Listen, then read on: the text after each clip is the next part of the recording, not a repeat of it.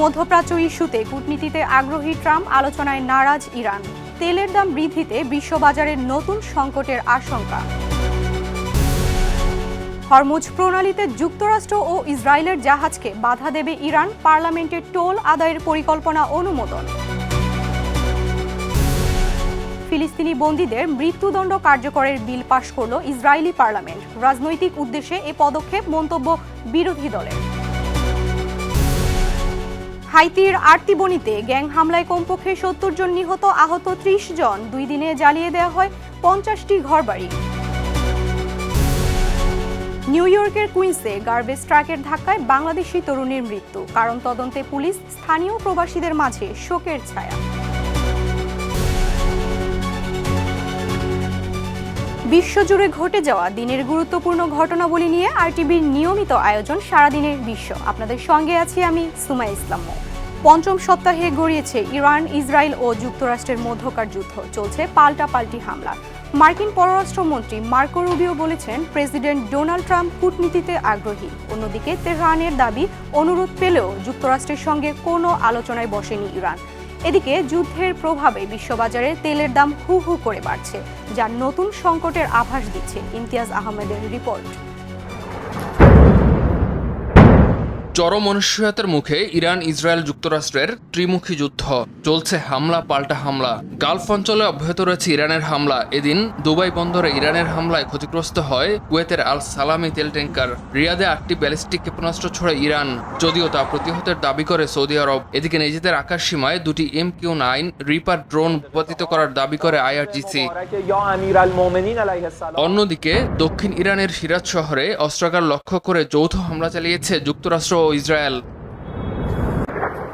আল জাজিরাকে দেয়া বিশেষ সাক্ষাৎকারে মার্কিন পররাষ্ট্রমন্ত্রী মার্কো রুবিও জানিয়েছেন, প্রেসিডেন্ট ডোনাল্ড ট্রাম্প বরাবরই কূটনীতি পছন্দ করেন। তবে তেহরানের বিরুদ্ধে সম্পদ অপচয় করে আঞ্চলিক মিলিশিয়াদের উস্কানি দেওয়ার অভিযোগও করেন তিনি।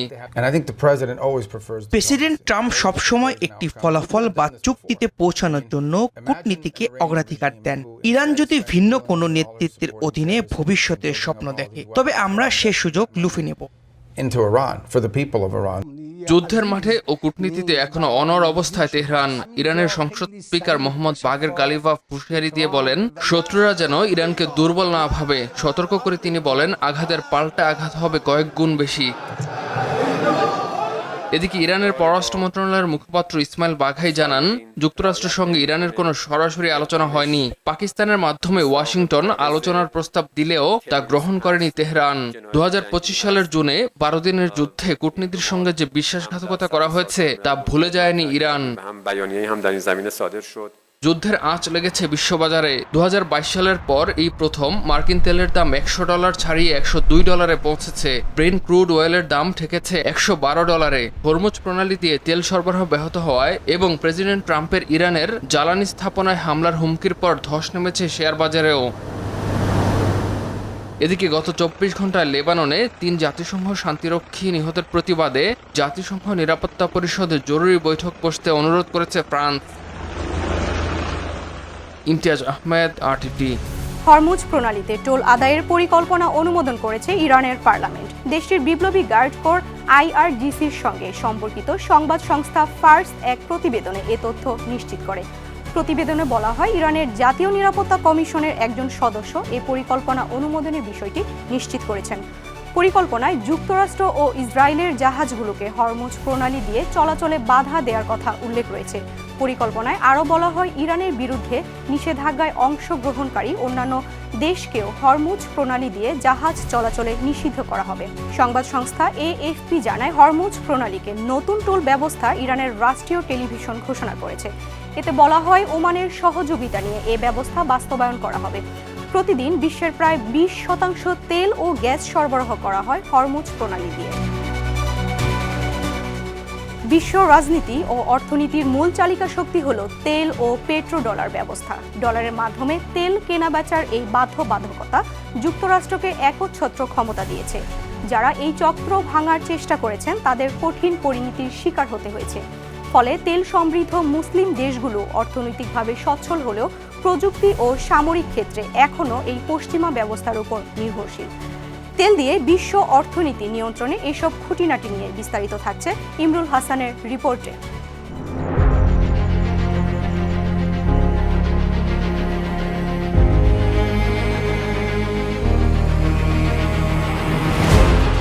তেল ছাড়া কি পৃথিবী একদিনও চলতে পারে? সোজা উত্তর হলো না, একেবারেই না। কিন্তু যদি বলি এই তেলই শুধু জ্বালানি নয়, বরং বিশ্ব রাজনীতি ও অর্থনীতির আসল নিয়ন্ত্রণের চাবিকাঠি।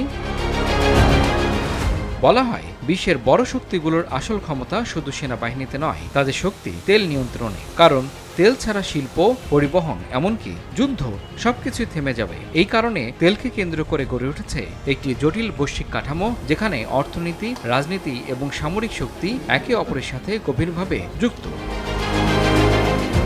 কিন্তু এই কাঠামোর কেন্দ্রে রয়েছে পেট্রোডলার ব্যবস্থা। এতে নির্ধারণ করা হয়েছে বিশ্বে তেল কেনা বেচা হবে শুধুমাত্র ডলারে। ফলে কি হয়েছে? বাস্তবতা হলো এই পেট্রোডলার ব্যবস্থার ফলে ডলার হয়ে উঠেছে সবচেয়ে শক্তিশালী মুদ্রা। এছাড়া অন্যান্য দেশগুলো ডলারের উপর নির্ভরশীল হয়ে পড়েছে এবং তেল উৎপাদনকারী দেশগুলো এই ব্যবস্থার বাইরে যেতে পারছে না। বাস্তবতা হলো এই ব্যবস্থার ফলে আপনার কাছে কোটি টাকা থাকলেও আপনি তেল কিনতে পারবেন না, কিন্তু ডলার থাকলেই সব সম্ভব। কিন্তু এই শুরুটা হয়েছিল কিভাবে? 1973 সালের তেল সংকটের পর সৌদি রাজা ফয়সাল তেলকে রাজনৈতিক অস্ত্র হিসেবে ব্যবহার করেন। এরপর মার্কিন কূটনীতিক হেনরি কিসিঞ্জার একটি চুক্তির মাধ্যমে তেল বাণিজ্যকে ডলারের সাথে সংযুক্ত করেন। মূলত এভাবেই শুরু হয় পেট্রোডলারের যুগ। এই ব্যবস্থায় একটি শক্তিশালী চক্র কাজ করে, আর তা হলো ডলার দিয়ে তেল কেনা, সেই তেল মজুত করা হয়, তেল বিক্রিকারী দেশকে অস্ত্র কিনতে উৎসাহিত করা হয়, আবার সেই ডলার অস্ত্র কেনার মাধ্যমে ফিরে আসে। অর্থাৎ এই চক্রের মাধ্যমে ডলার ঘুরে ফিরে একই জায়গায় ফিরে যায়। তবে যারা এই ব্যবস্থার বাইরে যেতে চেয়েছে তাদের পরিণতি কঠিন হয়েছে। যেমন লিবিয়ার মুয়াম্মার গাদ্দাফি স্বর্ণভিত্তিক মুদ্রায় তেল বিক্রির পরিকল্পনা করেছিলেন। এছাড়া ইরাকের সাদ্দাম হোসেন ডলার ছাড়া তেল বিক্রির চেষ্টা করেছিলেন। অর্থাৎ যারাই ডলার ব্যবস্থার বিরুদ্ধে অবস্থান নিয়েছেন তাদের বিরুদ্ধে অর্থনৈতিক অবরোধ সহ নানা কঠোর পদক্ষেপ নেওয়া হতো। বাইরে থেকে ধনী মনে হলেও অনেক আরব দেশ এই ব্যবস্থার ভেতরেই আটকে আছে। তারা তেল বিক্রি করে ডলার পায়, আবার সেই ডলার দিয়েই অস্ত্র কিনে। ফলে তারা সম্পূর্ণ স্বাধীন নয়, বরং একটি নির্ভরশীল অর্থনৈতিক চক্রে আবদ্ধ। এই প্রেক্ষিতে মুসলিম দেশগুলোর চ্যালেঞ্জ বহুমাত্রিক। মুসলিম দেশ সংখ্যায় অনেক হলেও প্রযুক্তিগত স্বনির্ভরতা কম, অস্ত্র উৎপাদনে সীমাবদ্ধতা রয়েছে এবং বহুলাংশে রাজনৈতিক বিভক্তি বিদ্যমান। ফলে এই দুর্বলতাগুলো তাদেরকে বৈশ্বিক শক্তির প্রতিযোগিতায় পিছিয়ে রাখছে। তাহলে প্রশ্ন হচ্ছে, তেল কি শুধু জ্বালানি নাকি বিশ্ব নিয়ন্ত্রণের হাতিয়ার? তবে একটা বিষয় নিশ্চিত, যতদিন তেল এবং ডলারের এই সম্পর্ক থাকবে ততদিন বিশ্ব রাজনীতির খেলাও চলবে একই নিয়মে। ইমরুল হাসান, RTV। মধ্যপ্রাচ্যে চলমান যুদ্ধে ইরানকে সহায়তায় অভিজ্ঞ চেচেন যোদ্ধা পাঠাতে যাচ্ছে রাশিয়া। এমন গুঞ্জন ধীরে ধীরে আরও জোরালো হচ্ছে আন্তর্জাতিক অঙ্গনে। বিভিন্ন গণমাধ্যমের ইঙ্গিত, রাজনৈতিক স্বার্থে শিয়া সুন্নি ভেদাভেদ ভুলে এই জোট গঠন হতে পারে। কূটনৈতিক বিশেষজ্ঞরা বলছেন এটি বাস্তবায়িত হলে পশ্চিমা শক্তির জন্য বড় চ্যালেঞ্জ হয়ে দাঁড়াবে। সেই সঙ্গে বদলে যেতে পারে মধ্যপ্রাচ্যের পুরো যুদ্ধ পরিস্থিতি। বিস্তারিত থাকছে ইমরুল হাসানের আরেকটি রিপোর্টে।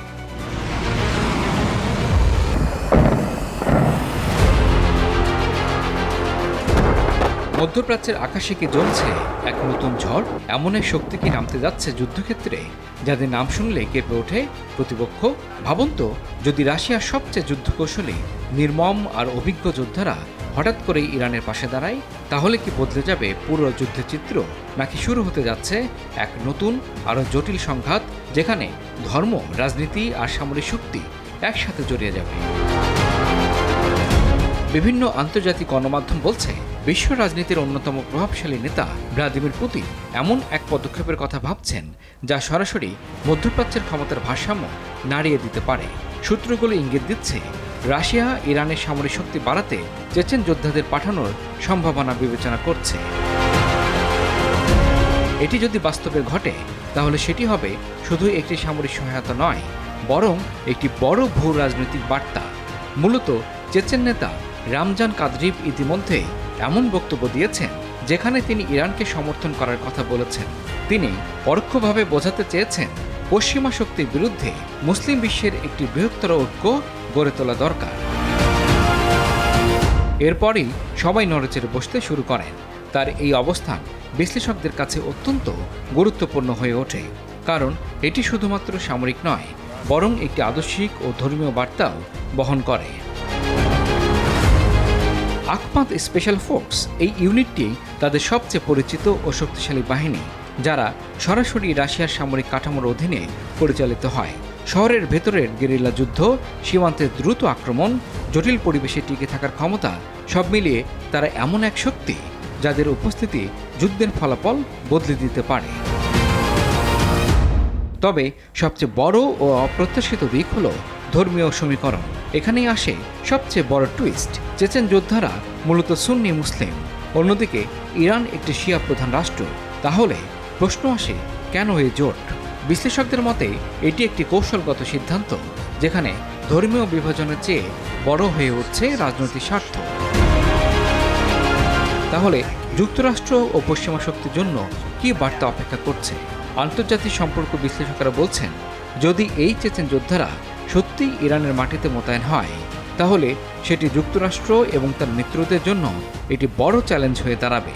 কারণ একদিকে তারা অনিয়মিত যুদ্ধ কৌশলে দক্ষ, দ্রুত অভিযানে পারদর্শী, আবার অন্যদিকে মনস্তাত্ত্বিক চাপ তৈরি করতে সক্ষম। ফলে যুদ্ধের ময়দানে একটি অপ্রত্যাশিত ও জটিল পরিস্থিতি তৈরি হতে পারে। তাহলে প্রশ্ন রয়ে যায়, এটি কি সত্যিই বাস্তবায়িত হবে, নাকি এটি শুধুই একটি কৌশলগত চাপ তৈরি করার চাল? তবে যদি চেচেন যোদ্ধারা ইরানের মাটিতে নামে, তাহলে মধ্যপ্রাচ্যের এই সংঘাত আর আগের মতো থাকবে না, বরং শুরু হতে পারে এক নতুন অধ্যায়, যেখানে প্রতিটি পদক্ষেপ বিশ্ব রাজনীতিকে আরও অনিশ্চিত করে তুলবে। ইমরুল হাসান, RTV। ইসরায়েলের পার্লামেন্ট নেসেট ফিলিস্তিনি বন্দীদের মৃত্যুদণ্ড কার্যকরের অনুমোদন দিয়ে একটি বিল পাশ করেছে।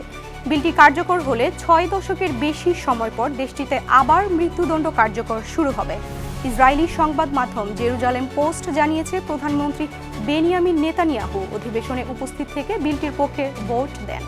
এই বিলটি উত্থাপন করেন কট্টর ডানপন্থী জাতীয় নিরাপত্তা মন্ত্রী ইতামার বেন গভির ও তার দল উজমা ইহুদি। তাদের দাবি, নতুন আইন সন্ত্রাস দমনে কার্যকর হবে এবং ভুক্তভোগীদের ন্যায় বিচার নিশ্চিত করবে। তবে বিলটি নিয়ে নেসেটে তীব্র মতবিরোধ দেখা দেয়। এটি কার্যকরী কোনো আইন নয়, বরং রাজনৈতিক উদ্দেশ্যে নেওয়া পদক্ষেপ বলে মন্তব্য করেছেন বিরোধী দলীয় নেতা ইয়ার লাপিড। হাইতির আর্তিবনিত অঞ্চলে গ্রফ গ্যাংয়ের ভয়াবহ হামলায় কমপক্ষে 70 জন নিহত ও 30 জন আহত হয়েছে। গত 2 দিনে এই তাণ্ডবে প্রায় 50টি ঘরবাড়ি জ্বালিয়ে দেওয়া হয়। বাস্তুচ্যুত হয় 6000-এর বেশি মানুষ। তবে সরকারি হিসাবে এই প্রাণহানির সংখ্যা মাত্র 16। পুলিশ ও জাতিসংঘ ভিন্ন ভিন্ন নিহতের সংখ্যা জানালেও একে বড় ধরনের গণহত্যা হিসেবে দেখছেন মানবাধিকার সংস্থাগুলো।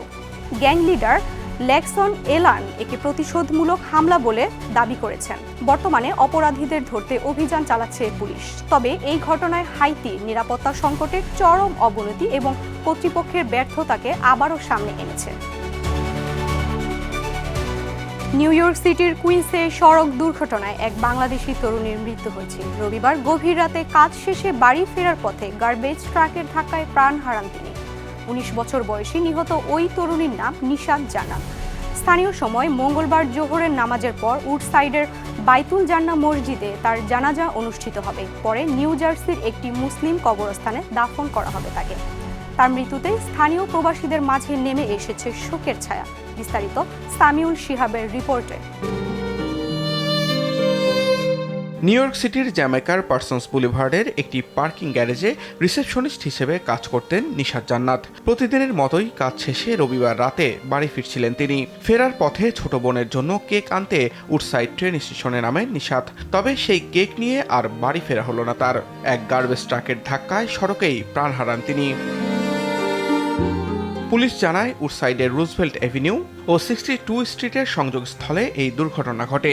সে সময় ক্রসওয়াক দিয়ে রাস্তা পার হচ্ছিলেন নিশাত। পশ্চিমমুখী রুজভেল্ট এভিনিউ দিয়ে আসা রয়্যাল ওয়েস্ট সার্ভিসেসের একটি স্যানিটেশন ট্রাক ডান দিকে ঘুরে 62 স্ট্রিটের উত্তরমুখী লেনে ওঠার সময় ধাক্কা দেয় তাকে। ট্রাক চাপায় পিষ্ট নিশাতকে ঘটনাস্থলেই মৃত ঘোষণা করেন জরুরি সেবাদান কর্মীরা। 2017 সালে অভিবাসী ভিসায় যুক্তরাষ্ট্রে এসেছিলেন নিশাতের পরিবার। তার বাবা হেলাল আহমেদ উডসাইডের বাইতুল জান্নাহ মসজিদের ইমাম। 4 বোনের মধ্যে মেজ ছিলেন কলেজ পড়ুয়া 19 বছর বয়সী নিশাত জান্নাত। তাদের দেশের বাড়ি সিলেটের গোলাপগঞ্জ উপজেলার ঢাকা দক্ষিণের রায়গড় গ্রামে।